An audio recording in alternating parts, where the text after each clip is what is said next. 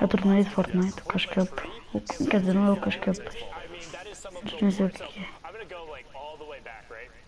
PAX West, the very first time we actually did an event, we were going through, we were doing the tech testing, and we had like all the observers. I was like, hey, I'm gonna do really well in this test. We'll make sure like everyone is watching me, all that. So we get it all lined up so everything is going. I'm flying into Tilted right away. I see a number of people there, really excited. 61 pontos estes gajos.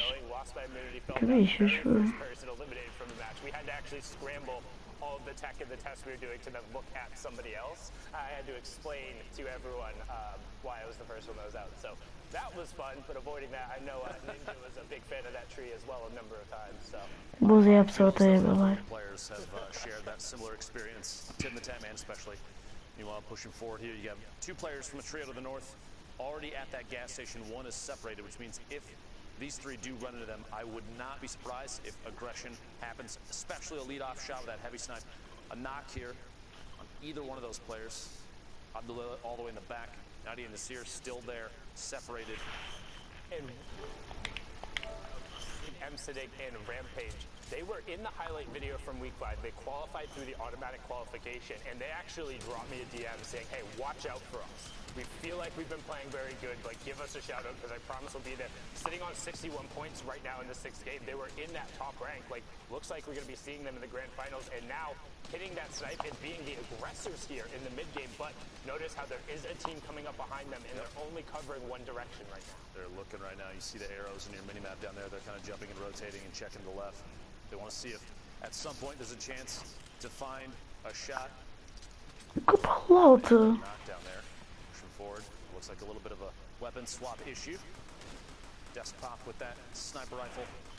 Meanwhile, they are building up the explodes to try and drop any of the material that they can. Get inside the box, take the ramp, go for the swap, find the shotty shot, and can't quite connect. Sitting down to 92 HP. A little bit of a panic. The splashes right now might be the key, especially if you have a teammate nearby. Pick that up, get the siphon off of it. 90 eliminated. It is now an outnumbered situation here. Secure the walls and make sure you own every piece of the structure. Yeah, right here. Stack up, splash it. Gonna happen? Maybe, maybe not. Waiting for it. Okay, no, use the full instead first. There we go. Make sure you get every little bit of it. They want to maximize their efficiency. They did have the other player knocked and they haven't quite converted on it, so they should know that player is looking for the revive. They're trying to find him right now and building up for the height advantage, but they're kind of off to knock it down. I think you should probably just try and chase and find it. The shockwave a second ago, I believe, was from the opponent trying to take that ultimate high ground. M-Siddiq still going for the knockdown on the structure here. We'll see. Yep, Abdullah all the way up top right now. Trying to rotate away, it looks like. I think the conversion just went over for that Elim as well. He got knocked and did take full damage and then will get the convert over right after the other one. So that's another 3 Elims going up to them, pushing them to 64 points, but 24 trios still remaining.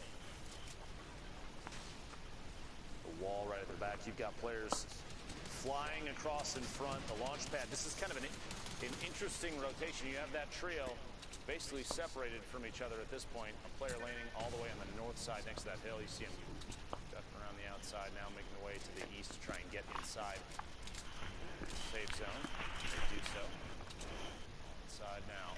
Oh yeah, they're on driftboards. Okay, I was trying to figure out like how they came flying through right there, but able to get a couple shots. I mean, that can be very scary, rounding in front of a trio who is ready to take shots at you on a driftboard, but as long as you're able to clear enough space, people will generally trade shield tags for having a driftboard on the rotation, because more often than not in trios, somebody is carrying excess shields. Yep. This is kind of how the loophole is right now, which is I'm a huge fan of, and the fact that trios really enables you to effectively always have at least 2 slots. I think the competitive player base as a whole is very appreciative of the number of shield restoring mechanics in the game right now. 123 builds in the inventory, 24 trios still remain. We have a minute 15 until we make our way to the 4th circle. It's like a far northeast push from where we currently are. The safe zone in the bottom right corner of your screen there. They're making moves. The marks basically communicating what may or may not be the best call. They're going to build up for just a second. They've had pretty decently far storm rotations from them too, right? Like the zone hasn't been doing them a ton of favors, but meanwhile though, you remember that, I wonder how that mech team end up doing, because everything ended up pulling towards north, so they should have just been set to be running wild, but haven't seen a ton from them. Their best bet at this point may be to take, if they still have the mech, find a hill, build up around it, protect it for late game. And that might be exactly what we're looking at right there. Yeah, in fact, minimap that's the same color as the team earlier that was on the island and dropped down into the block. So they are still up there. I'm assuming still with, actually, there's no mech on the minimap, so it may be gone now. Moving forward here. 18 seconds until this circle starts to push. Team up on the hill, they're gonna have to move soon. I'm assuming a launch pad, there's something up there. Otherwise they're waiting maybe a little too long to make movements at this point.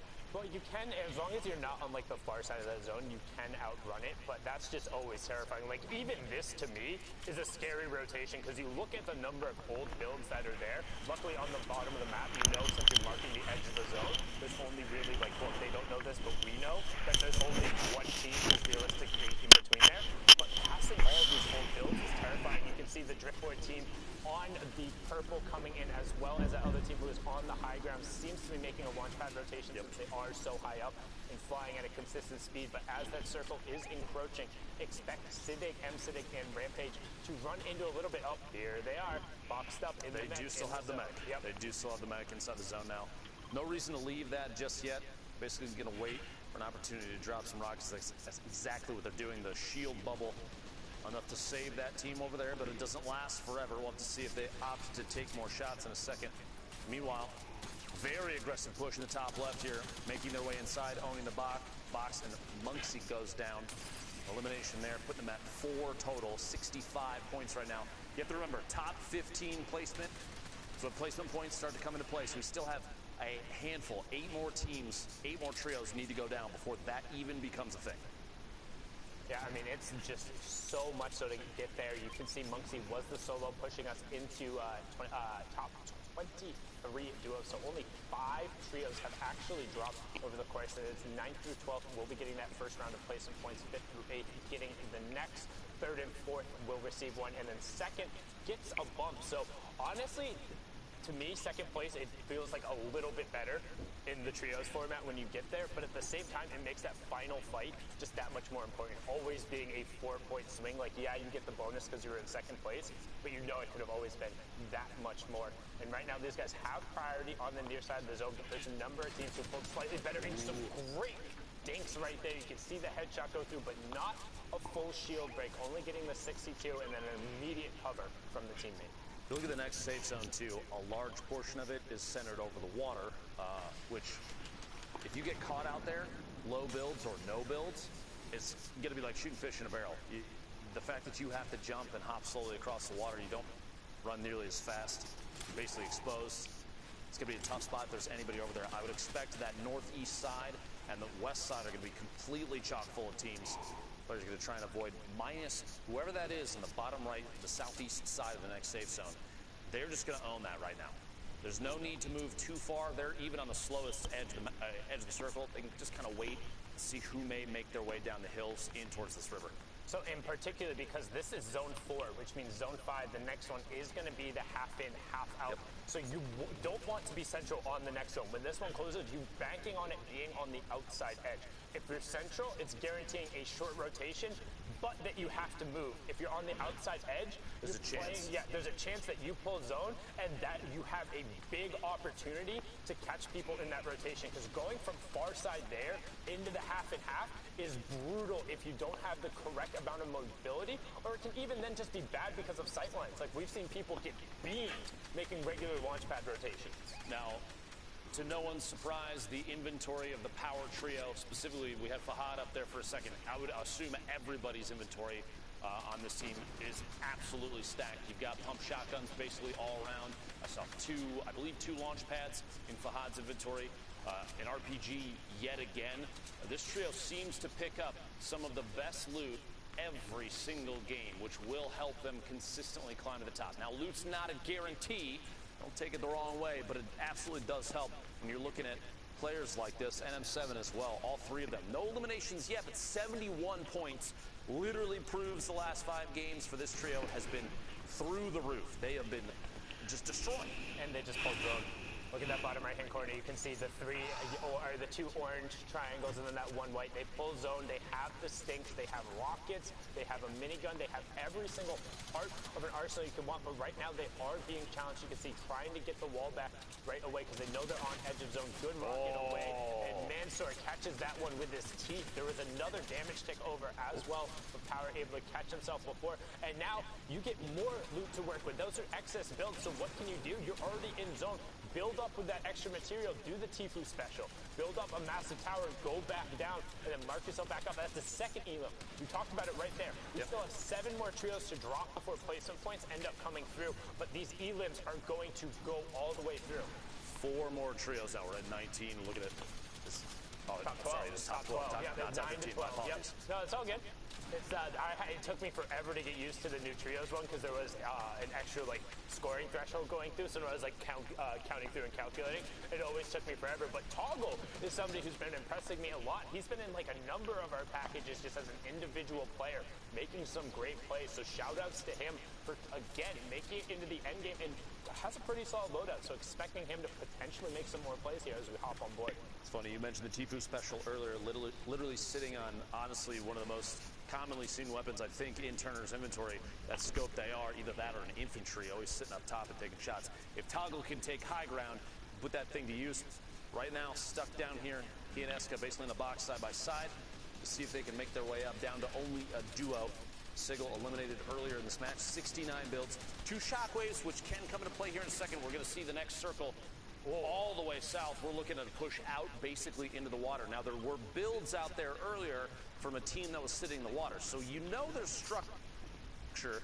If they were paying attention, they know their structure as well. So you can imagine maybe a push at just the right time since they're they're near the front of this zone. They have a chance to get onto those builds ahead of other players, build up, and put that scope they are to use. That's what I want to see right here from Toggle, and we'll see if he can pull it off. I think that's what he's going for, or he's looking for a quick cone peek right off the bat, knowing that the rest of the lobby has to rotate off of him. He might think it's safer to try and catch a quick pump as somebody goes through, but as I say that, he abandons the cone peek, goes over with his teammate, and you're probably going to see some shots coming out here, and then a shockwave to try and take the high ground on those old builds, as you said. A little long-range TAC SMG, here we go. He's looking for it. They're literally already plotting the drop.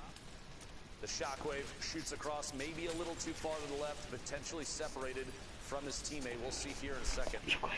Go on. Down to the bottom right, yep. Now's the time to build up. He has a chance to take the front of this zone. It looks like that's exactly what he's doing. He might be trying to drop down and match elevation with his duo here. That bubble shield from underneath. It's only 60 damage above the threshold. Finds elimination on Suber. Making their way on through there.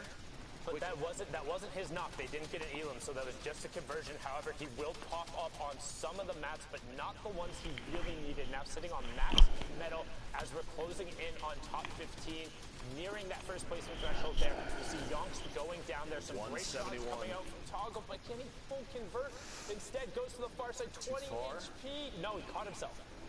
Very close, 20 HP remaining, sitting in the front. This is basically the same situation, except he's on the ultimate low ground, looking for shots to take on players that are going to try and make their way in.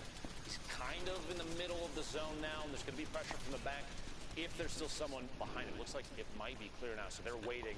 They might be going for that last shockwave to push their way in. Yep, Toggle indeed did. You see him at the bottom of the screen now. Landed basically right next to Rampage, Siddiq, and Siddiq. That trio all still alive. Meanwhile, the top, I am not even remotely surprised. Yonks is eliminated, but Fahad and NM7 sitting on the ultimate high ground. The minigun coming out. And if Fahad still has rockets remaining, this weapon combo might be the way to a victory. They have so many shields still, so many campfires. 6 RPG shots. There's no way they're splitting mats still too to make sure they have the ability to tarp out. This is some great teamwork, and this is what we talked about before. Kind of, this is where the game starts to break down a little bit in terms of the Middle East. You don't have the rest of your teams. You can't just stack up. You're forced to rotate. But this duo up on the high ground, this is all the amount of control that you need. Look at the shots going down, converting into elims. When we hopped on board with them earlier, they had 0. Now they're pushing up into 6 and 7 as they just have 3 high ground. Nobody is even looking at them. In the middle of that, NM7 did pick up 2 eliminations.